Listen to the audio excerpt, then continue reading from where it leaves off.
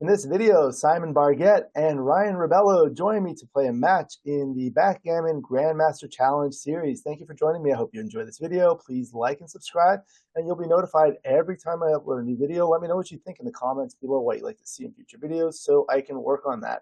I appreciate your super thanks. Please, small donations help me continue to create the high quality content that you enjoy. And now with the new membership feature, you can get exclusive access to the most popular videos. My book, Backgammon Backgammon Strategies, is available. There's a link in the description to where you can get it. If you're interested in lessons, please contact me via email. My email address is in the description. Again, it's my great pleasure to have two of my good friends.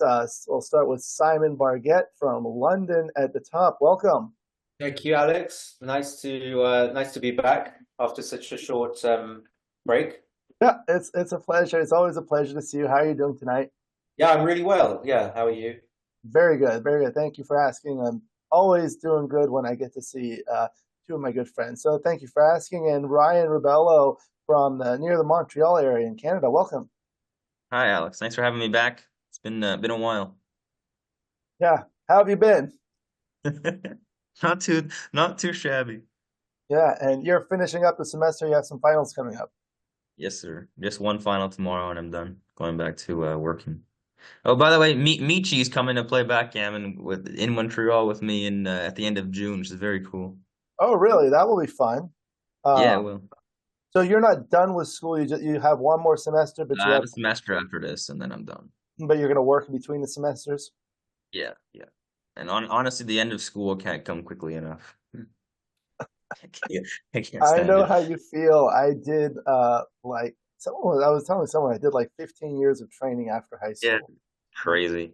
I can Yeah. never get through it. I would have dropped out after years, like three. All right. So here we go. We're playing on the beautiful Gammon X22 Paul McGreal Memorial board, which I use exclusively for the Backgammon with Grandmaster series as a tribute to Paul McGreal. Rain makes these boards. He makes some beautiful boards. There's a link in the description to where you can get them.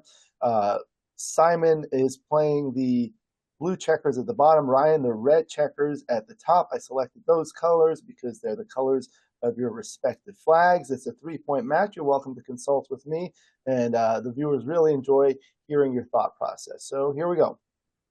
Let's Six do three for Simon. Okay, so I'm gonna come out hitting splitting down. Yeah. Okay.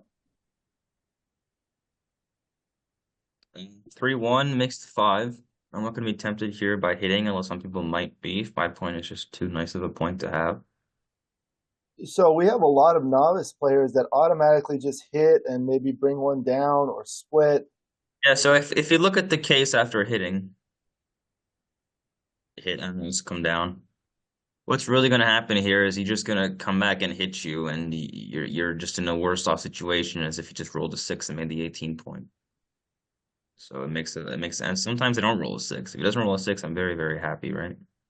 And what would you do if he had opened with a 6-4 split and now you have a three So one? 6-4 is actually quite closer. The 5 point still comes out on top, but the split and hit comes close second.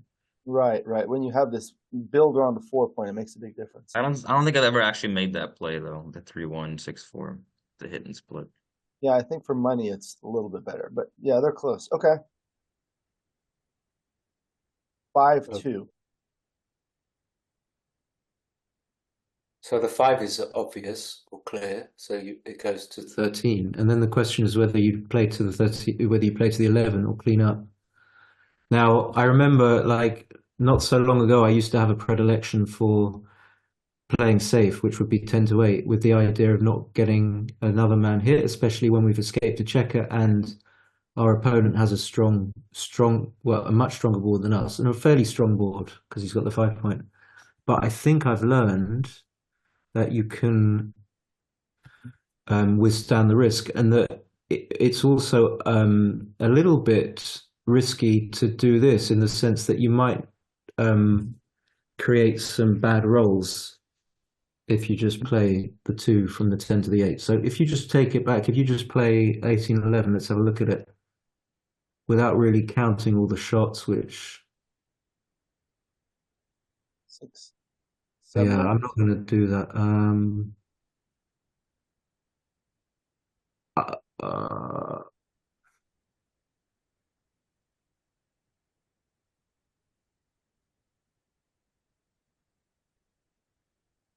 So, without laboring, I guess if I don't necessarily need to give myself good sixes by playing to the 11 point, because my six, assuming that Ryan doesn't make his bar, I will be able to come out with sixes. So I'm considering my next roll in deciding what to do with the two. All right, just put it back a sec. I don't want it to take too long. Could be really close. There's another play which is played to 24-22, but I'm going to just not consider that. It could possibly be right, but I'm not going to do that. So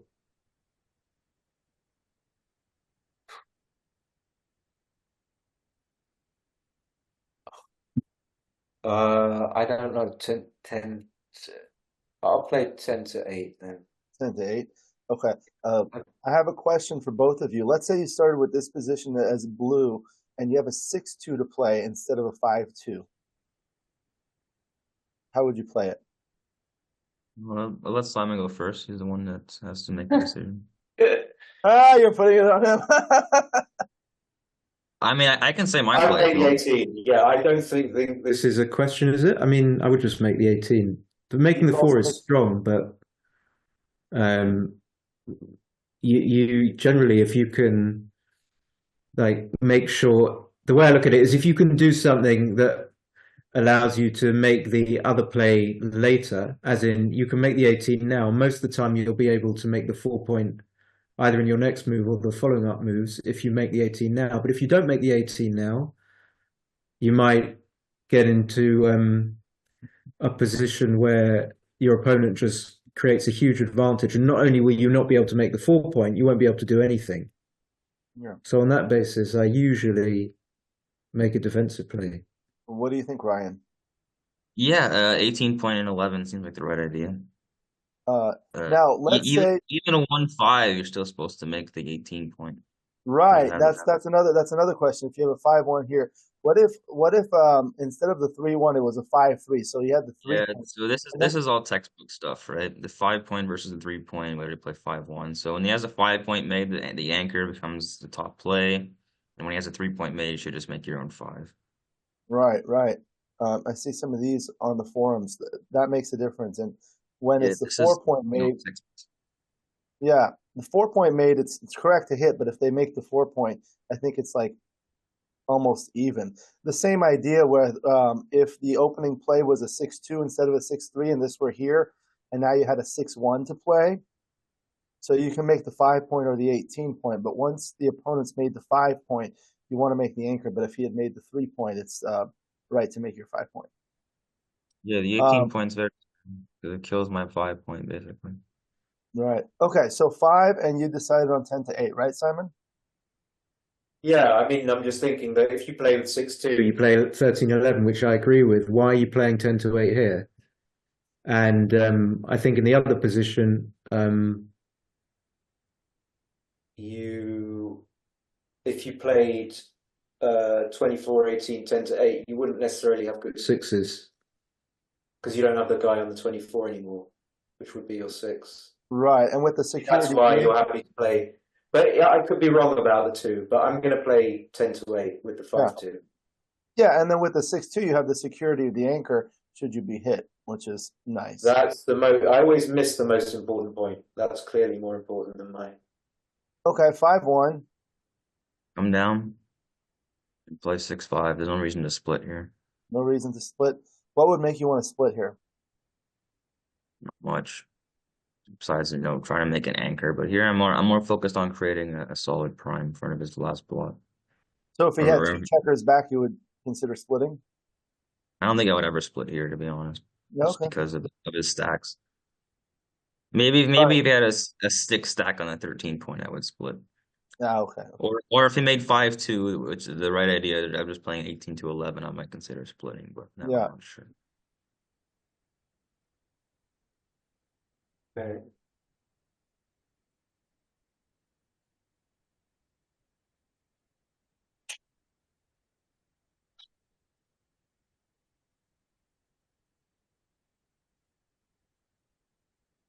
So if I make the 3 point, the downside is that I'm up in the race and I don't really deal with the biggest issue in the position, which is running my back checker and getting it home. Then again, when I run my checker home and I get hit, it's really bad because Ryan's got the 5 point and I've got no board. Okay, this is like a tricky one. Okay, take it back.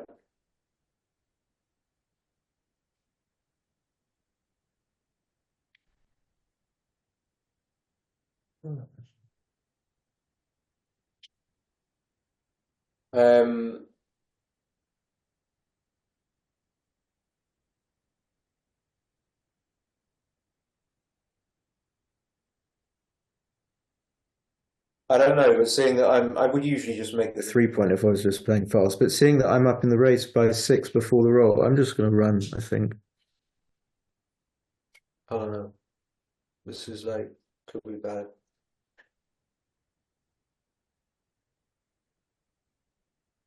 Yeah. It was a hard play for me. Again, another one.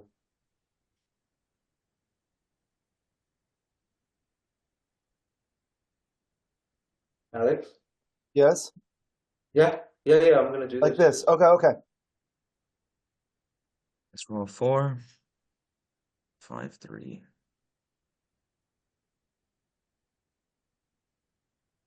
I don't think I need a 3 point here. It doesn't really do much.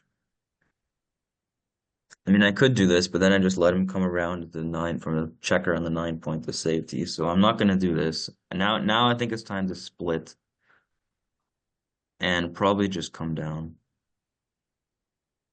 Let's see. The case where he does this, he can roll some 4-2s and have a shot in the rebound. If the case where I come out, he can. Yeah, this is my play. So this is a good lesson for some of the novice viewers. When you're early in the game, what are some of the advantages to splitting, or what are the reasons why you would want to split your back checkers early in the game? What can you accomplish? So the biggest one is you want to create an advanced anchor, right? That's generally the right idea. But there's also these different decisions like this where I'm just splitting mainly to create contact and give him a hard time of safetying his block, right? That's Provides more better my goal. outfield coverage, right? Creating an anchor. In fact, if I roll like a 3 here, I'm not even sure if I want to make the anchor just because it allows him to play behind me. Right. So yeah, splitting, making the advanced anchor, providing better outfield coverage, and it also makes it easier to escape one of the checkers if you would like to do that. Maybe not in this position, but maybe in a second roll, third roll position. Okay, good. Now, 6-3. Okay, makes sense. Okay. And rolling. Now Yeah, you've got to think about this is what I'm talking about. I'm not sure I want to make this anchor. I think I'm going to, just because I don't really have a better 3 to play anyway. And it sort of puts a lot of pressure on his blot in the 10. which But it blot. does give up I mean, it puts a lot of pressure on his 10 point there. He's Oh, gonna I have a hard see. time clearing that point now, unless he rolls a nice double. And the case where I don't make the anchor, go back for a sec. You know, I open up to myself to a lot of gammons. You can still roll a nice 6-2 or something. So it seems like the wrong idea to not make the anchor here. So anchor up and then play 8-7 so that I can create a 7 point with any 6 now. Okay. All right. So clearly here you're not going to double, Simon, but what would you need to change in this position to make it a double? Maybe bring all those checkers down to the 9 point from the 13. I mean, this is a long way away from a long way away from double. Why? Because notwithstanding race considerations, you've got loads of gaps in your position. So even if you have a lot of your checkers closer, which means your race is a lot better relative to your opponents, you've still got a lot of situations where you might have to leave shots. So what we're looking for, aside from anything else, is situations where we can be kind of confident that we're not going to leave so many shots over the course until the end of the game. And here we're nowhere near that. We're underconfident. So I So would suspect that if you make the 5 point with one checker here and here, yeah, and I, then I was exaggerating, right? But yeah, I mean, it could be, but let's say you don't need to do it now, but even making the 5 there is maybe not enough. You would be considering like what market losing roles you have, and let's say for argument's sake that you need 9 market losing sequences. That's your role and then your opponent's role, and then considering what the position would look like after both. You might not even have those if you make the 5 point. But in any case, I look at this position, it's comfortably nowhere near. right. I think so.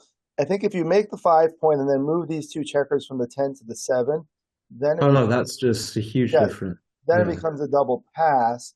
I've done a study on the 20-point holding games. It's a little different on the 21-point holding games because you leave a shot on the midpoint. When the midpoint is cleared, it's a 9 shot versus an 8 shot. So there are fewer numbers and like there are a little bit of differences. But you really want this to be made, and you want to have a decent lead in the race. I mean, the reason why I kind of like Ryan said, the 10 point is not so good here because it's just a hard point to clear. So even if you improve the position, you've still got the 10 point. So when you wanted to move it to the 7, you fix a huge problem in the position. Right. Okay. Double 3. Okay. Now you can do that. Like that. Yeah, you can. And this is like most people would play this in an instant. So you just got to be a little bit careful. So one of I think the main things that you really want to do is get your checkers. You want to play your checkers from the back, your rearmost checkers. So in a sense, and this would not be the right play, one play to consider is just playing 4 down from the 13. But of course, you're not going to do this. Other things aside, the reason you're not going to do this is because you'd have to overstack a point that we've just identified is really difficult to clear. So even if it is a good thing to bring your checkers in from the rear, which I think it is, you definitely wouldn't create this structure. So, like, it's really interesting position, but like just to shorten it, you're going to make the 5 because you can, and then you're going to then make the 7 point because you're going to. Once you made the 5, these two these two fix the big problem with the position, which is making the 7. I know I'm overthinking this, but the thing I don't like about this structure, which is what it will look like after my play, is that you have a weird. You have strip points 8, 7, and 6 and 5. I mean, it might be a pass anyway most of the time, but I just don't like the structure. But this is the play I would make. I think this is a really good lesson for the novice viewers because you're kind of just going through your thought process, thinking about your objectives next, your assets and liabilities, and that's what they should do. I mean, this is like an obvious play, but actually, to me, maybe I'm overthinking it. But there are considerations within the bleeding obvious. Yeah. Okay. Double 2. Just make the 4, slot the 3, and hope he doesn't double. So your idea is just to make the next points in order. Yeah, okay. It's all going to be close. I have a hard decision here whether I want to take this or not. Okay, so now Simon's decision. So it's funny, auspiciously, we were talking about why it wasn't a double, then we rolled the double 3, and obviously this is a double, so we double. And then, like, how quickly is Ryan going to make his decision? Yeah, we double. Double, okay. And now what are you thinking about in terms of the take-pass decision, Ryan? The first thing I do is realize for money, this is like an easy take. But maybe not even an easy take. And then you realize the score, you really don't want to take these things because you just lose so many games where the guy can get to Crawford and you don't really have much of a recoup vig. But it's only 15 pips. He has a 4 prime. He has a stack. That's a lot of bad news. $12, 14. It's just outside the point of last take.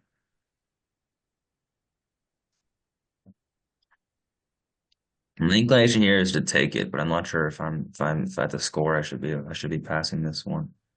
Yeah, so that's a good question. Like for the novice viewers, um, how do you take the score into consideration here? So this scores is what is the biggest thing that's pointing towards the pass right now because I do not want him to win 2 points and get to Crawford, right? So I was going to say I'm like no expert, and I think it's really tricky. But you can, if you were like to cheat, and there's a menu up there which says cube information. It will give you the take point, but it will give you two figures. It will give you dead cube. I can't remember what exactly it says. It'll give you dead cube and live cube, and I think the live cube will say something like, "Oh yeah, I wanted to say it before you. I was Yeah. going to say 2, right?" But, and this is to kind of help Ryan because I don't know what the right answer is. You've got to question that how close the figure will be somewhere between the dead cube and the live cube. We know it won't be the dead cube position because what dead cube means is it's the scenario where once I double Ryan, Ryan will not be able to double ever. That is what I understand the dead cube figure to me. The live cube figure is a figure which is if Ryan has the most favorable position for redoubling, or in other words, he gets loads of possible opportunities to redouble. Now, I think, as Ryan alluded to already, because he's a bright guy, he kind of realizes that he's not going to have so many opportunities to redouble here because it's just a static position. And I'm either going to bring the checkers home or I'm going to leave a shot, and he won't be able to double when I leave a shot because he'll be an underdog, and he's either going to hit the shot or not. So I think, if I'm not making an idiot of myself, that his take point here might be like 24%, 25%. Maybe. Anyways, I made my decision, I think. I dropped. And drop. Okay. The other thing is like when I'm studying these holding games like this, you really want to wait till you have 4 or fewer checkers on the midpoint because you really want to lose your market. Once you've cleared this, you've lost your market. If you have 5, you really don't have enough to lose your market unless you're up a lot in the race. Additionally, having the bar point helps because now rolls like 6-5. And the other thing is against a 21-point holding game versus a 20-point holding game. Here, if you roll a 6-2 or a 5-2, you only leave a fly shot. Whereas if the anchor were on the 20-point, you couldn't make those plays safely. But we'll go ahead. I don't know what actually to say. This is incredibly difficult for me, but I'm gonna pass because I think at the score you're supposed to give it up quicker. Yeah. Okay. All right. So now Simon is up 1-0 with a 3-2 to play. 24-21, 13-11. Okay. Okay, so I need to be aggressive on the double actions, but obviously not too aggressive. So make the 3.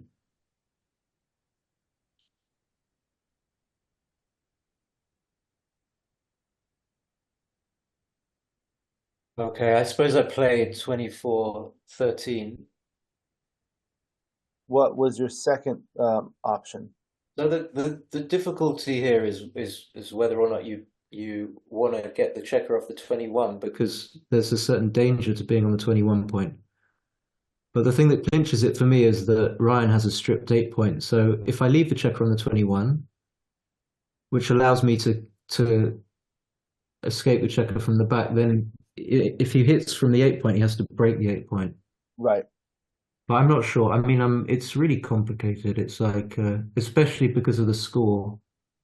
Right. I think also because you're ahead in the race, you want to kind of get that one moving, and because you're ahead in the score, you don't necessarily want a lot of blots here to shoot at. Well, no, but I was suggesting the opposite. Ahead in the score, you don't really want to be vulnerable on the 21 point. But I'm going to play 24-13 anyway. Oh yeah. Well, what I was referring to is leaving these blots here. Yeah, I get that. But it's like you're more likely to be hit on the 21 than you are on the 10 and the 11. Right. I would have made 21-10, by the way. Yeah. Okay, we'll look at it in the analysis. You would like to roll? Yeah. Too easy to take. That's a hit and a split. And if he dances here, I can double. He does not dance. Okay, I just come up to the 20. Yeah. Hoping to escape. 3-2 is not a good roll. I can just make the anchor, but that seems so freaking weak. Show me the hit loose option.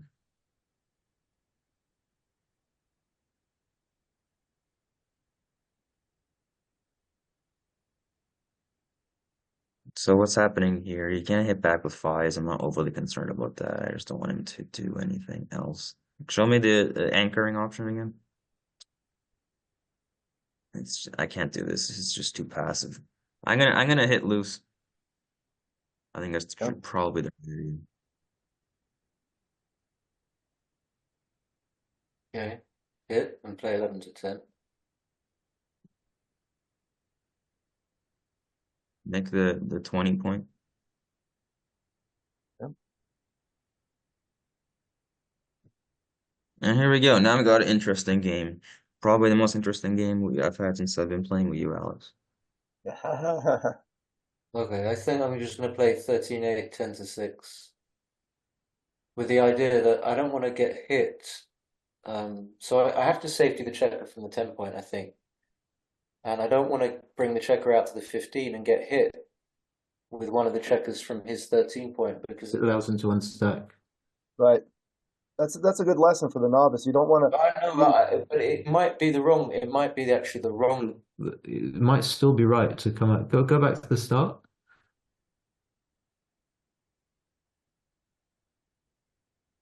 You see, this is why I really don't like the plays that I made in the first game because I ended up with this checker straggler on the 15, desperately trying to bring it around. Okay, yeah, I'm gonna play to the 8 point with the 5. Yeah. It's a good point you made for the novice viewers, not necessarily in this position, but in general, you want to leave lots in front of stripped points, so they would have to give up an asset to be able to hit. Whereas, yeah, but you know what? He could actually hit loose. He might roll a 6-2 and be able to unstack that way anyway. So it's not clear. Okay. 6-3 is plays itself. Like this. Yeah. Okay, hit. 5-3 is not great. I do not want to play 7-4.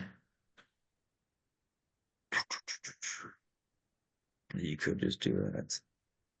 Could also play 22 and 8, which leaves a lot of good options here. Show me the 20 and 7-4 again. And I just don't see much life after doing this. You could just stay there or just run out. So I'm not gonna make this play.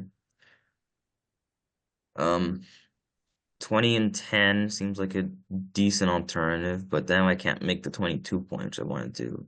So I like 22 and 8 actually. I think this is probably the best idea. Yeah. And obviously, Simon, you're really almost never gonna double from here at the score, right? Oh, no. Okay. Okay. Just play 28, 13, 7 twice. Yeah. 5-2. So I can play 13-8-7-5, which seems like a decent idea. Could also come out from the back. Come out from the back gives him time. I don't need to come out. Just come down and slot the 5. Okay. So yeah. So yeah, 8-7-6-3. Yeah. 4-2. I don't want to upgrade here because I like my 23 point very, very much. So I'm just gonna come in high and play 6-4. Yeah, that's my play. That should be the right idea. Roll, right? Yeah. So just make the 3 point. Yeah. Okay. All right, 5-2 for Ryan. So now I have to come in high because I want to escape and just play 8-6 so I can maximize builders on the 5 and 4 points. Okay. Roll. Okay, make the 4. Easy peasy. Easy peasy. 4 come out and make the 4. 6 come out, yeah. Okay, For the roll. novice viewers, you're not worried about leaving this plot. It might actually, If he wants to hit me, he can hit me all day. yeah. I just want to create my board, and so that when he does I hit me, might then I have can hit. to. I might roll double 2, for example. Yeah, roll. See, now he's not even sure if he wants to hit me or not.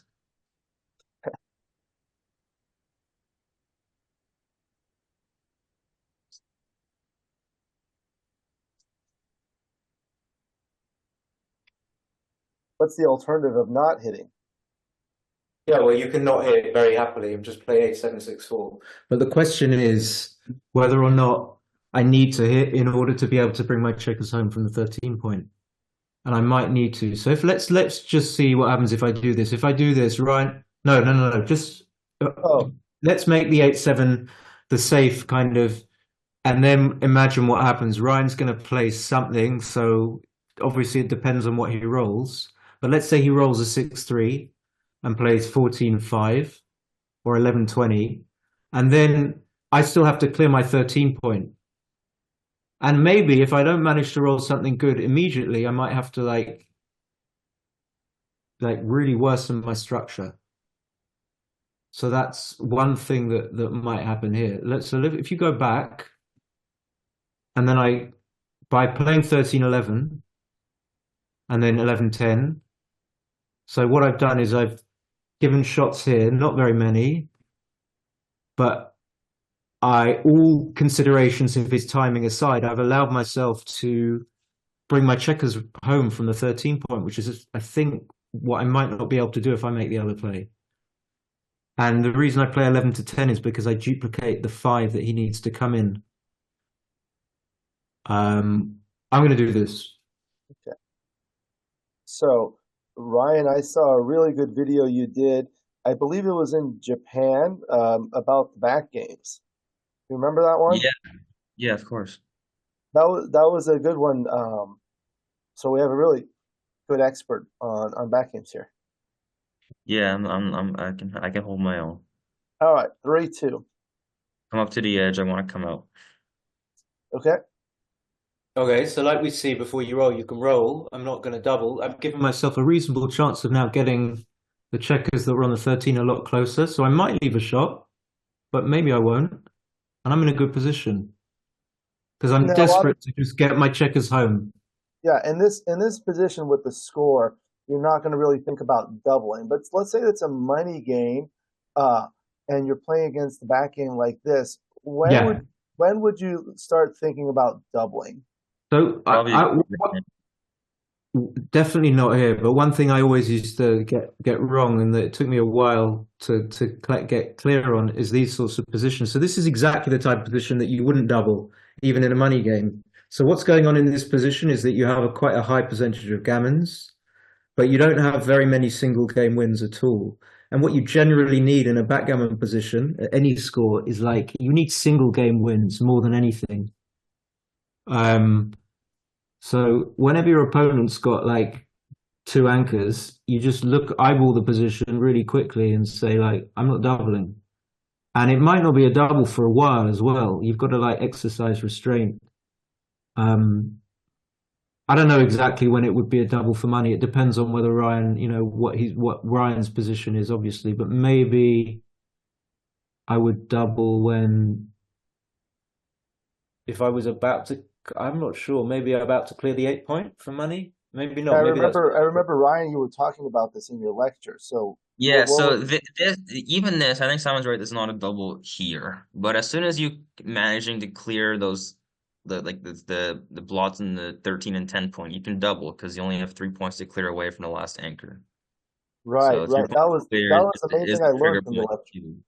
You mean from the front anchor, right? Yeah, that's what I mean. Yeah. So let's say 13-7. You just have the blot 13-7. I would actually double this. It might be a borderline double. And it's definitely a take, but it's not if it's not a cube, it's not very far away. I don't think it's a double with the blot on the 10 point for money. This makes a difference though. No. I mean, assume he's made the 5 point. I just don't think it is. But anyway, I mean, yeah. But here he can never cube because of the score, of course. Right, So right. Okay. So 6-2, just say. Okay, so I play safe. Yeah. yeah. So now in a money game, he will be cubing next roll. At least he I should be. wouldn't. Yeah, so I wouldn't be.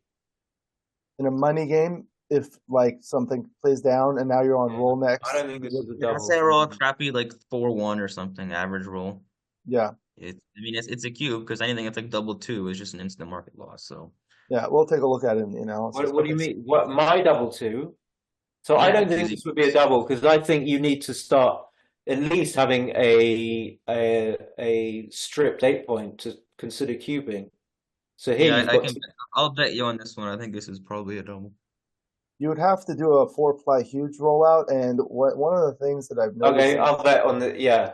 I don't We'll usually. do a side bet. But one of the No, things I've here we noticed go. in my studies of these types of games is you really want to the doubling window usually opens when you're threatening to clear the third point above the highest anchor. However, when the anchors are far apart like this in the 2-5 or 1-4 or something like that, that changes things. It would be a big difference if it were like the 2-4 game, something like Yeah, that. but yeah, there's no market losers. I don't think. But anyway, we'll see. All right, double 2 for red. Plays Like itself. that. Okay. Yep. So Okay, now right. this is the point where we were thinking. Okay. Double 5. Okay, just bring them all in. All right. 6-2. Need to come out actually. And then just play it 14-12 so you can make the bar on more numbers. Now here in a money game, what about In a money this? game, I mean, this is definitely a cube. I'm not sure if it's a take. Yeah. Okay. 5-2-5. Yeah. Okay.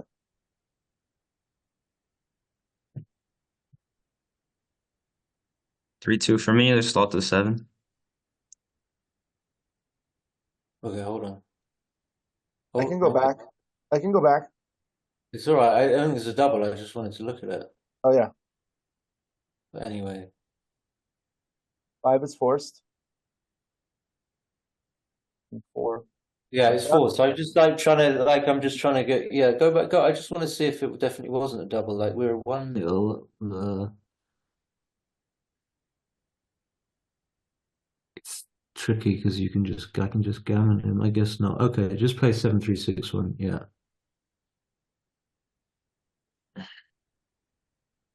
That plays itself. Okay, don't roll. Just And now, Four.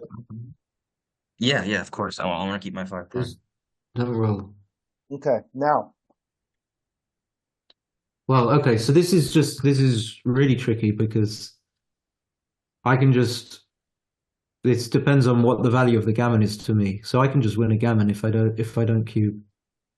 And then that's set aside like what I lose if I double and Ryan ends up winning the game. So if I don't double, Ryan ends up winning the game. Let's say he just doubles me out and wins 1. But if I do double, then he could either gammon me and win the match, or just win win a single game.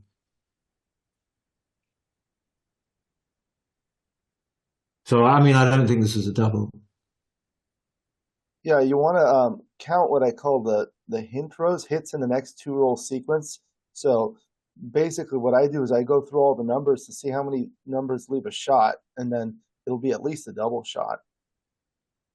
6-5. Well, let's just put it this way: Ryan's take point I'll is tell you this, buddy. You roll 6-2. I'm doubling you no matter what, no matter if there's a 4 cube or not. yeah. So Ryan's take point's 25%, right? So I think one thing that's taken me years to learn, but I've learned that, like I was alluding to before, like Ryan's winning chances might be quite high here, even though he gets gammoned a lot. They are. Look at how 6-5 and 5. Having said that, I'm not even sure about his winning chances because I'd have to like go through the numbers. But let's just assume that he wins a lot from I win a lot of gammons, but that doesn't necessarily say anything about how high my winning chances are. Therefore, I'm not going to double.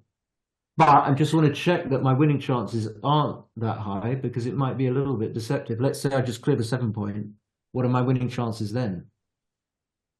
So like you were talking about your hint rows thing, we can Look at the numbers that clear the 7 point, like 3-1. There aren't that many. 3-1, 4-1, 6-1, 6-3, 4-3, 6-4, double six. How many is that? That's quite a lot. Double six, double five doesn't, double four is weird. Yeah, I mean, this is beyond my ability. I don't really know what the winning chances are here, but I guess I wouldn't cube. And then I'm asking myself, well, if I do clear the point, am I just playing on? Right. So Ryan, let's say he rolls a 6-5 or a 5-4. Would you double or would you play on? Excellent. It's an excellent question. I think I'm probably cashing. Quadruple shot. Okay, so we'll take a roll here, Simon. It could very too good on a 6. Go ahead, Ryan. You sorry. I said it could very easily be too good on a 6-5, but there is some missers here, and I don't have a completely knockout board, right? If I had a 6-point board, that would be really difficult. But here, I think it's just a double if you roll 6-5. Okay, Simon, what were you saying? Yeah, I mean, I'm probably not going to double, but I'm just like, then I'm not clear personally about what happens. Let's say I do clear the 7 point. Like, what's the situation there? I just feel bad for not having doubled in a way. Like, even though I might win a gammon, I might not. But in any case, okay, let's just not take ages. I'm not going to double. Okay. Yeah. 6-2. 6-2. Okay. Yep. My cube. Okay. When I lose, there's a lot of gammons in here anyway, so you might as well maximize on your shot hitters. You're killing the opponent's gammons. Okay. Okay, I mean, I guess I could lose. Numbers it. I guess I can get gammon by. I get hit and I roll like an immediate 1-4 or 1-2 or 1-5 or 2-5 or 2-3 or 1-3. Well, obviously I have to take because I can just get missed. So it's a bit of a no-brainer. But I'm always never sure. This is my thing. I'm never ever sure. So I take. 3-1. Okay. Well, that doesn't hit, which would have been very interesting. So no hitter. Question: do I want to come out 2017? No, I can't. I don't want to break my prime, so I think this is probably the right idea. There's not really many rolls that win out by staying. Besides double deuces. So once Ryan has picked up his dice, yeah, sorry, take your time. Go back for a sec. If I play 7-3, it just doesn't do anything. Let's come out. Okay, So Simon. before you roll, Alex, like I mean, you can pick up the dice, I think, without rolling. They might roll it automatically. I don't know. I don't know. Actually, no, go back for. I Yeah. want to change my. There's no reason to not. I'm not scared of losing my gammons, which is why when a money play I would run out 100% of the time. I think it's better here to just play 7-3. Actually, I've changed my mind. Okay. Yeah. And Simon. Just play 100. Okay, so I was like, you could see I was a bit lost in the position. I wasn't like kind of anticipating what was going to happen. But I think I'm a little bit more comfortable in that if we look at this position, I was talking about all the winning chances I need. Like, my winning chances can't be that high even here. What do you think my winning chances are here? I think you're a favorite. No, I mean, they're pretty high. They're way higher than that. But what do you think? I'm still playing on to some 20, 24, 25%. You think I think they're probably a bit higher than like, I think they're probably like maybe 80, but that's not a way. I mean, you missed a huge shot. So maybe I didn't do that badly by not doubling. That's what I'm saying. Yeah, there's a lot of, well, for a money game, there's a lot of recube vig. So when you were talking about the statistics in this, I've studied hundreds of these types of positions. The attacker is going to win a lot more gammons than single games. So when you Yeah. adjust that to calculate the gammon adjusted wins, it goes up beyond the 75% threshold. But then what happens is the defender has a lot of recube vig because there are a lot of huge swings later that will allow him to take and redouble later. Mhm. That's a little bit technical, but we'll carry This on. is my final answer. Okay. 5-1, okay. Yeah. Make 2-1. the 2. Winning chances here? High. There's a lot of shots. I mean, it's not- confusing because it's a crap back game. That's what's confusing me. Yeah, take it off. Winning Just play chances still. 2013. Like I still have to clear the 6 point, and then there's still a little bit of. I win gammons, obviously. Okay, roll. Was this your Oh. play, Ryan? I didn't hear you. Yeah, that's my play. Okay. Sorry, I thought you made the play, Ryan. Yeah. Yeah. Okay. Yeah, Okay, now No, my no. winning chances are high. 20-11, just maximizing billers on the 7. Okay. Jeez. And then it's cover to 7, slot the ace. It's fine. Doesn't get killed You're on looking double for ace. double twos. No. Okay, 7-3. So I get a shot. This might So be your winner last too. shot. I would say so, yeah. He could roll a double one. I've seen that happen. It's happened to me, and then I missed. But oh, we got him. Nice. Whoa! Okay.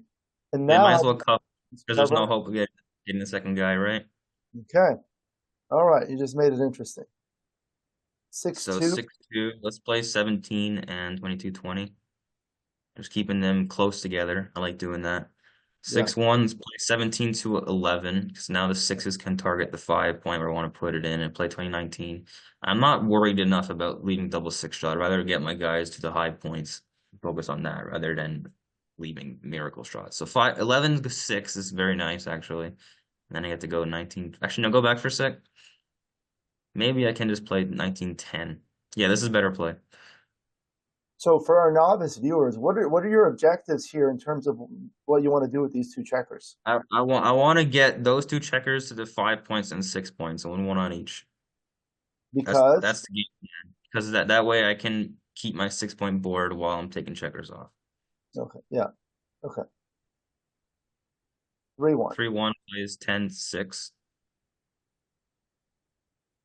6-2, and then 6-4. I don't want to play 3 to ace. 5-2 takes off, plays 4-2. There's no reason to get panicky about taking like 2 off here. 3-2 is a very nice number. 2-1. Okay, here we go.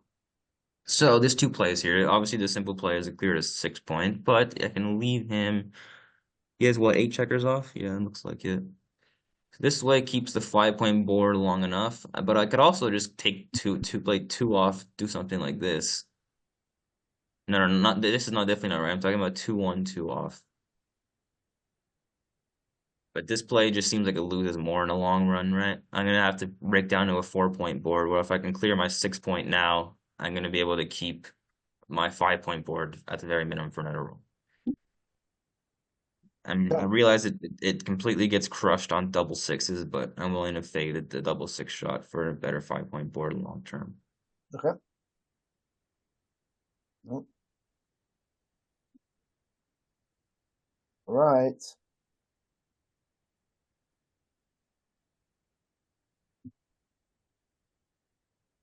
It's 4, 3. Okay. I can't miss. Uh-oh. Uh-oh. Oh well, I Nice. tried. Yeah. Okay, now Yeah, we'll you're right. analyze it. We'll go through. Let's take a Alex, look. your error settings are really Forgiving, aren't they? They're like 70 or something. 80. Wow. Oh, they're the default. They're the default. Okay. I just leave that there. I But have mine. Anything over 0.001 it comes up green. yeah. Your blunder is like, I think blunder safe set is like 20. Your blunder should be like Blunder for me is 20. Yeah. yeah. wow.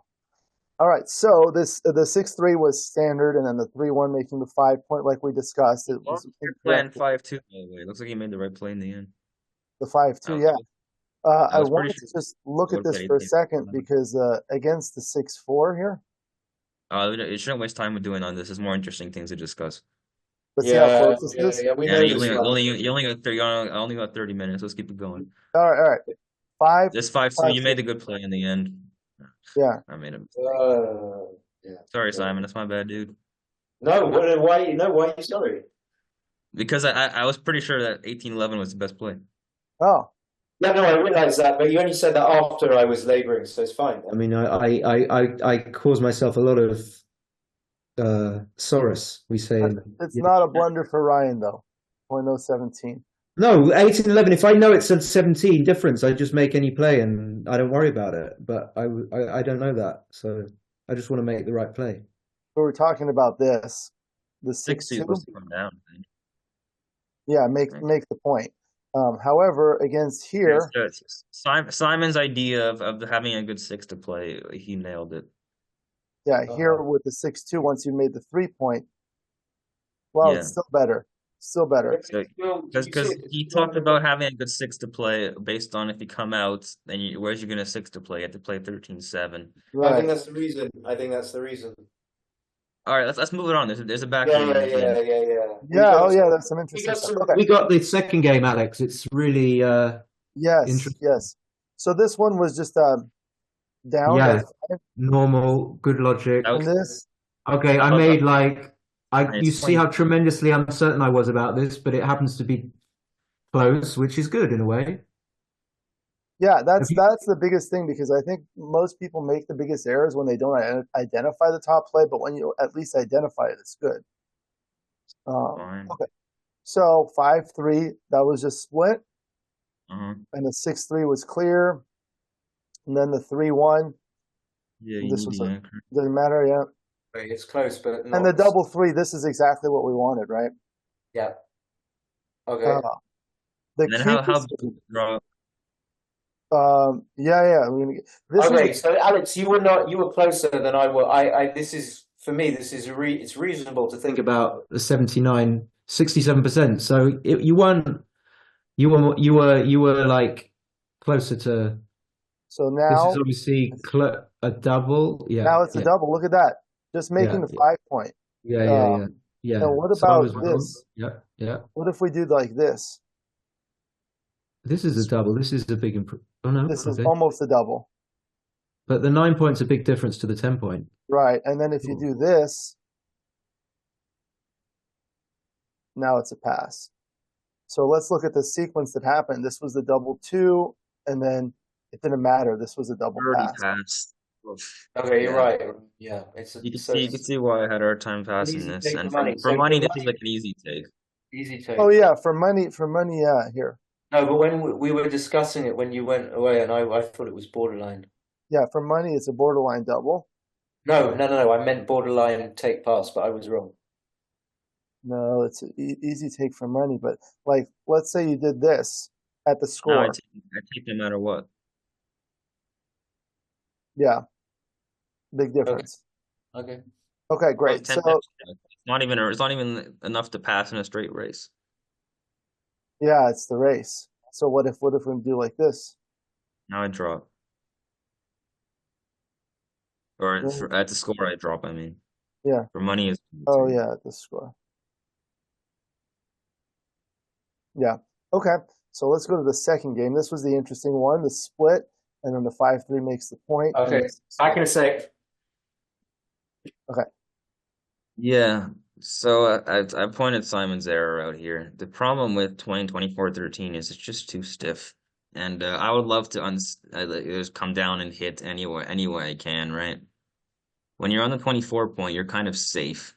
And if you can manage to fade a fly shot, you're in a much better situation than you were the other way. And then you have extra builders here to make the 5 Yeah, or 7. That's what I mean. If you can manage to fade the fly shot, you're in a huge advantage. Like let's say I roll 5-1. What am I supposed to do? Hit him loose, probably. Just so he doesn't. Yeah, I'm pretty sure I would hit. Just so he can't make anything, but it's not really what I want to do.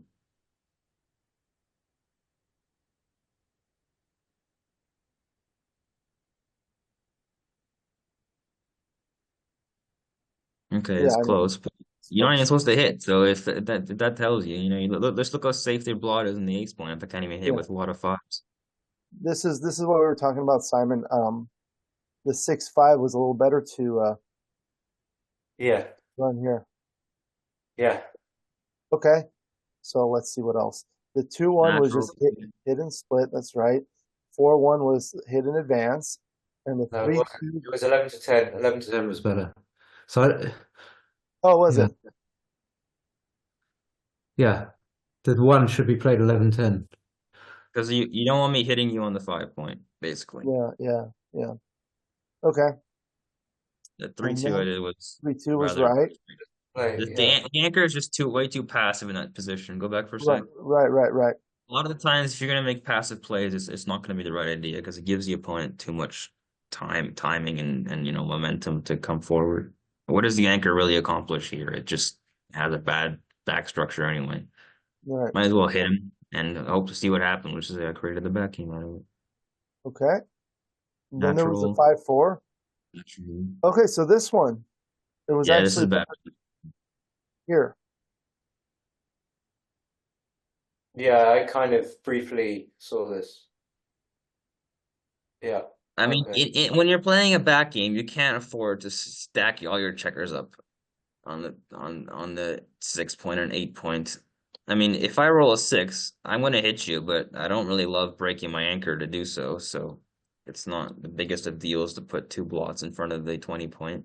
And on the off chance you're missed, you're just so much better for it because you escaped. Now you can roll a number that makes a 7 point.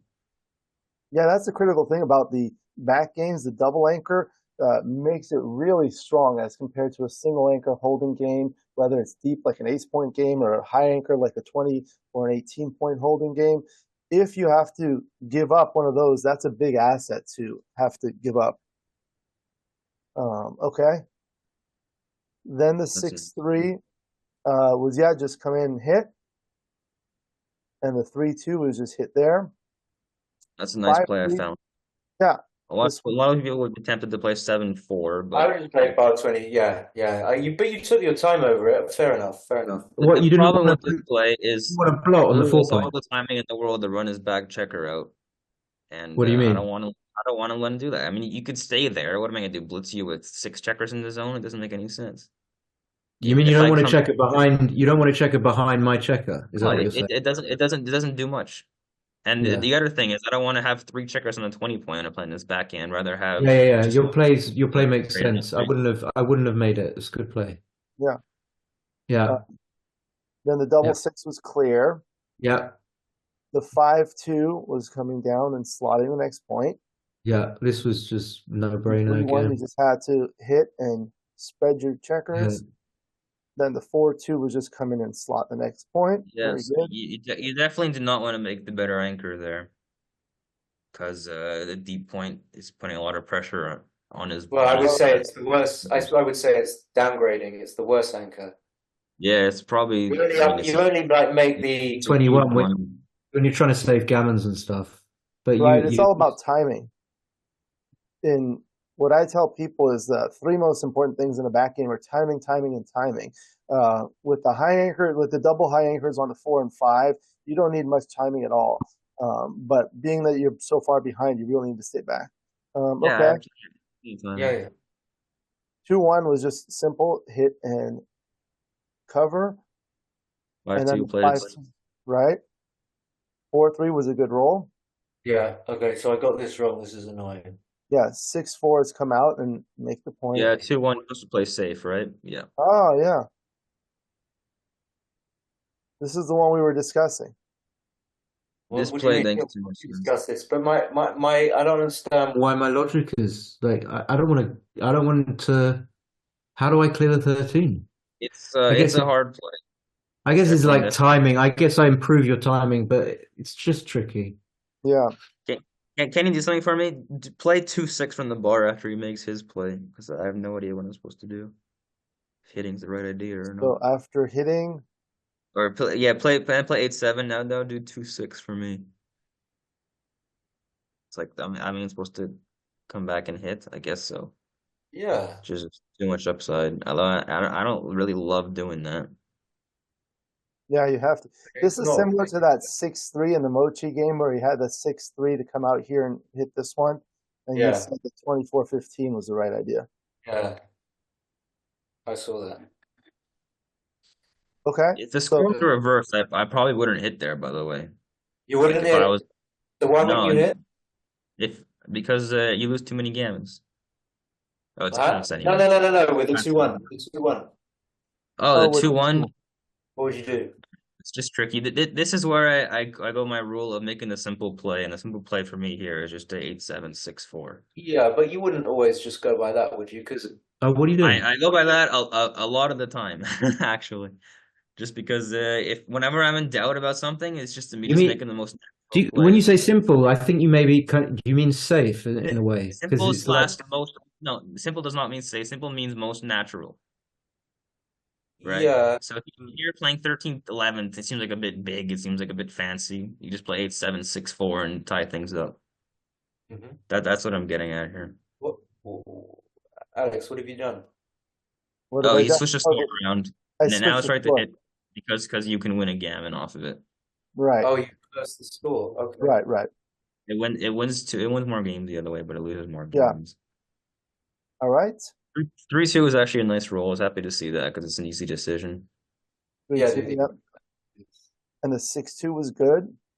Okay. And the double 2 looks like it We're was gonna look tough. at the doubling. We want to look at the doubling. the panel, not here, but you know. 4 is double 5. You can do that for money. That's what we were Okay, so discussing. 430. Yeah, this is worth 434. Look, a huge, like, let's say. This can't. Well, this is a score based thing, but if Yeah, you yeah, put of it for money, course. I just want to like highlight the numbers. It's like would be ridiculous. this should be a double for money. It's not Huh? going to be my money. You don't have too much market losers, but it's going to be close. There Yeah, we go. borderline. Completely. Wow, well, it's close. And oftentimes when you do the I win the bet. I win the bet. It's called a wash. if you do a 4-ply rollout, it'll affect things. I will We'll get call- better for me as well. It will We'll get call it better. a wash, buddy. I mean, 0.001 is about as close of a wash as you can No, get. usually has to be at least 0.01 or 0.02 or something like that. Okay. So How then do you put that position on the forum, Alex? Or is it too boring? this No, the doubling decision. It's a reference position, you know? this is the doubling decision. Yeah, I'm saying, why don't you put it on the forum, or is it too boring? I'm happy to. I mean, it's like a reference position, isn't it? So people kind of Should know this or not. Yeah, No, this is for money. Yeah, I I heard there's a good book with these types of reference positions in it. no. All Mochi's book is Mochi's chapter in Masterclass is really good as well. Yes. Okay, so the double 5 was just clearing, of course, and the 6-2 was running, and the 5-2 you made the ace point. But let's just do the cube panel again. Let's just like For my own benefit. So wow, you see, look, it's because it's like Score. yeah. I mean, why does it make sense to double here? I don't understand the thought process of cubing at all. Here for No, money. no, it's not that. I'm just like worried. I'm just checking. I'm checking, double checking.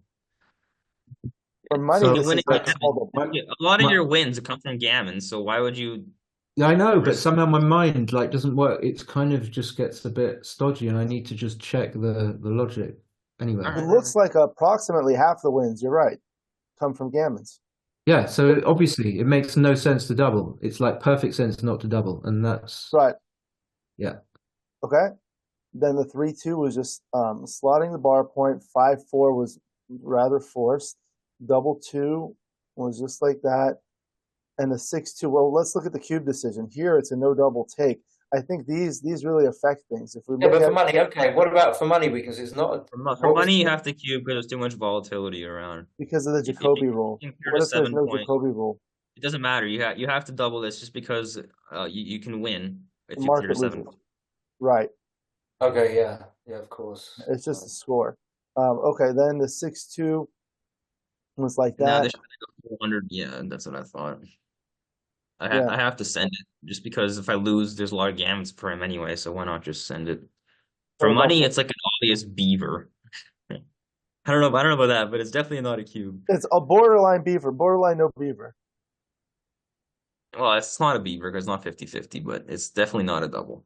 No, not to the 50-50. The equity is 0. If it's just less than 0, it would be a beaver, right? Oh, is that right? So it's a borderline beaver, it says? Borderline no beaver, I guess. All right. Okay. Then the 3-1 you missed. You had to play 7-3. Yeah, And then I was finally, debating just running out, then I realized that I don't care about losing gammons, right? So you might as well right, just right, right. not let him roll double two and crush you. 5-1, you just play safe. 2-1, you made the point. Next Nice 2-1 roll. was clear. And then the 4-3, you just ran here, right?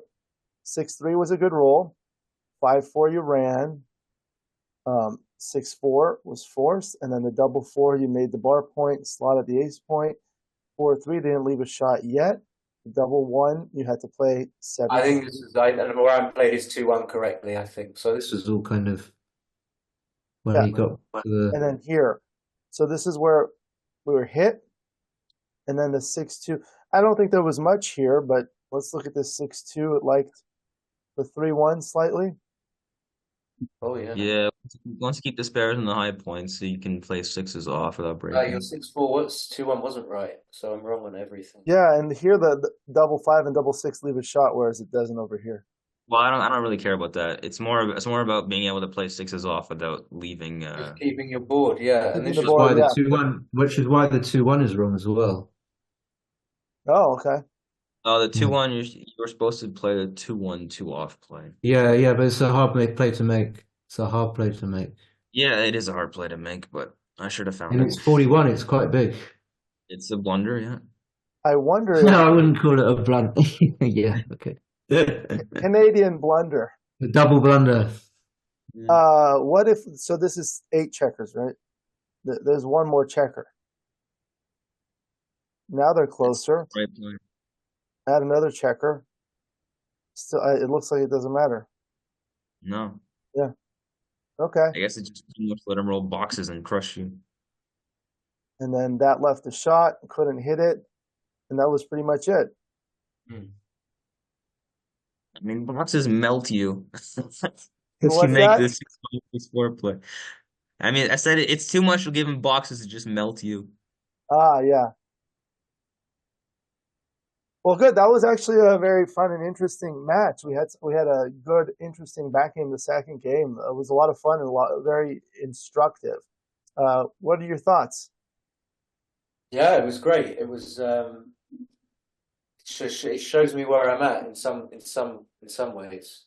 But I kind of know that. Yeah, it's you can, in other words, you can get the right plays maybe, and you can get good PRs, Which I didn't here, but you might kind of get them just by chance even, and there's a difference between that and really having a deep understanding or a firm understanding. What are your thoughts, Ryan? It was a fun game. I really enjoyed playing that back game, actually. And Yeah. hopefully I lived up to your back game book in that in that thing. All right. Well, maybe one day we'll all have a book together. Maybe. It's a lot. It's a lot of work. All right. Do either of you have any final comments before we conclude the video? No, that's about it. Really appreciate your time for Thanks, both of Alex. you.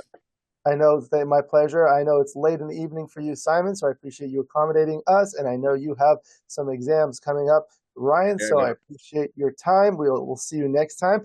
Thank you to the viewers for watching. I hope you enjoyed this video. Please like and subscribe, and you'll be notified every time I upload a new video. Let me know what you think in the comments below, what you'd like to see in future videos, so I can work on that. I appreciate your super thanks. These small donations help me continue to create the high-quality content that you enjoy. And now with our new membership feature, you get exclusive access to the most popular videos. Again, my book, Backgammon Strategies, is available. There's a link in the description to where you can get it. And if you're interested in lessons, please contact me via email. My email address is in the description. Look forward to seeing everyone in future videos. And until then, keep rolling your dice.